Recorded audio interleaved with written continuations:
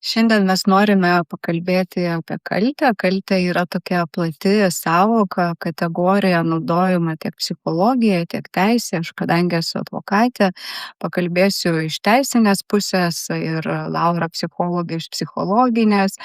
Eglė taip pat papasakos apie kaltę, nes iš tikrųjų labai dažnai šitas žodis skamba, dažnai mes kalbam apie tai arba jaučiamės kalti. Tai, iš teisinės pusės kaltė kaip teisinė kategorija yra iš tikrųjų labai svarbi teisė, labai daug teisės šakų susijusi su kalte, bet labai skirtingai ją aiškina. Pavyzdžiui, baudžiamoji teisė, galbūt daug kas girdėjo, kad kaltė nėra preziumuojama ir ten prokuroras jau įrodinėja žmogaus kaltę, kad jis ten padarė kažkokį nusikaltimą, ar pavogė kažką, ar ten kažkoks smurtas buvo ir panašiai. Tuo tarpu civilinėje teisėje kaltė yra dažniausiai preziumuojama, tai reiškia, kad ją kaip ir įrodinėja, bet ten lengvesnis yra įrodinėjimas. Ir tarkime, kartais gali būti netgi kilti atsakomybė, kai nėra tiesioginio ryšio, kaltės ryšio. Tarkime, važiavo du automobiliai, nesilaikė eismo tvarkos taisyklių, ir įvyko avarija ir to pasekoje vienas automobilis nuslydo ir sužalojo pėstįjį, Tai jeigu žiūrėt tą automobilį ir tą pėstįjį, tiesioginės kaltės kaip ir nėra. Čia toks vadinasi sąvoka objektyvusis bendrininkavimas, bet atsakomybė vis dėlto kyla. Kaltė šeimos sampratoje, šeimos teisėje irgi labai yra svarbi, turbūt kas esat išgyvenę skyrybų procesą, žinote, kad ten galima įrodinėti kaltę sutuoktinio, tarkim, buvo jis neištikimas, ar ten nesirūpino šeima, ar psichologinis, ar dar kažkoks smurtas. Tai čia yra tik tai keletas pavyzdžių, bet iš jų turbūt, girdisi, kad labai labai svarbu teisė, Mes kalbam kaltė. Tas žodis teisininkui tai yra labai labai svarbus. Iš tikrųjų ir teisė negalėtų funkcionuoti be šitos sąvokos. Tarkim, man asmeniškai kaip žmogui, tai ta kaltė labai nepatinka, tas žodis nepatinka, nes man netgi toks yra atmetimo reakcija, jeigu kalbame apie santykius, šiaip, jeigu patraukiam teisę, nes toks jausmas visada būna, kad kaltė įgalina žmogų. Jį kaip ir, tokį įcementuoja tame ir tame nėra valios, laisvės, tame nėra veikimo. Man, tarkim, asmeniškai patinka žodis atsakomybė. Esu atsakingas už savo gyvenimą, už sprendimus, už veiksmus ir tame atsiranda valios, jėgos toksai momentas. Tai man įdomu, kokia yra Eglės patirtis susijusi su tą kalte.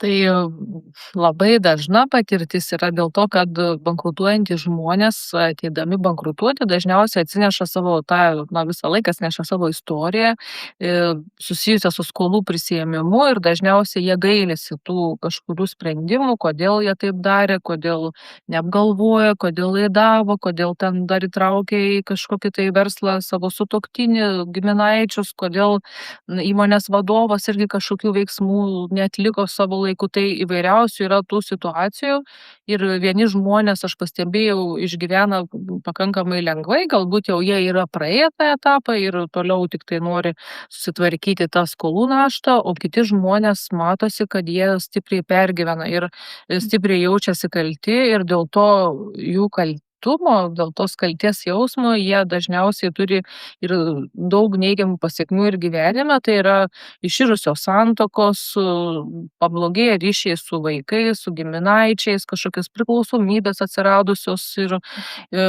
tolimesnės, sakykime, ir sveikatos problemos ir ta kaltė iš esmės yra labai neproduktyvi emocija dėl to, kad iš jos nieko gero nesigauna, tai žmogus gal taip ir jaučiasi kaip ir doras, toksai, kad jis yra sąžiningas, jaučia kaltę, tačiau absoliučiai nieko gero nesigauna. Žmogus tiesiog turėtų savo atleisti iš karto tą jau, ką jis jau padarė ne taip ir, kaip Julija sako, atsakomybė į ateitį, žiūrėti, ką jis gali padaryti kitaip, kaip gali kažkaip kompensuoti kažkokius tai tuos praradimus savo artimiesiam, kaip gali toliau stengtis būti geru žmogum ir kad jam sektųsi ir aišku aplinkiniam dėl to sektųsi, nes tas buvimas kaltėje, tas liūdesys, jis tikrai jokių gerų pasekmių nesukelia, todėl manau, kad reikėtų tos kaltės kiek įmanoma greičiau atsisakyti. Nu, tiesiog kiek įmanoma greičiau, kiek kas tai sugeba.